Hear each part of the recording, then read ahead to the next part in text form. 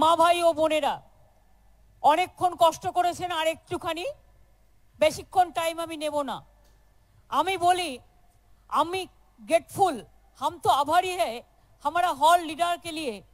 ये United India का देखो एक बड़ा हिंदुस्तान का मंच हुआ है, जो सारे जहां से अच्छा हिंदुस्तान हमारा जो कहा जाता है। মমতার ধর্ম কি? ভারতের ক্ষমতাসীন রাজনৈতিক দল ভারতীয় জনতা পার্টি জানতে চায় পশ্চিমবঙ্গের মুখ্যমন্ত্রী ও তৃণমূল কংগ্রেস নেত্রী মমতা বন্দ্যোপাধ্যায়ের ধর্ম কি। বিজেপি সদস্যরা নিয়মিত গুগলে এই নিয়ে সার্চ করেন। গুগলে সার্চ করলে 2015 থেকে 2018 সালের সেপ্টেম্বর মাস পর্যন্ত এই সংক্রান্ত একাধিক প্রশ্নের খোঁজ পাওয়া যাবে। মমতা জন্মসূত্রে হিন্দু কিনা বা কোন ধর্মে বিশ্বাস করেন এই নিয়ে এমন প্রশ্ন রয়েছে গুগলে। মমতা জন্মেছেন হিন্দু ব্রাহ্মণ পরিবারে, তাই তিনি সবসময় বলেন আমি প্র্যাকটিসিং হিন্দু।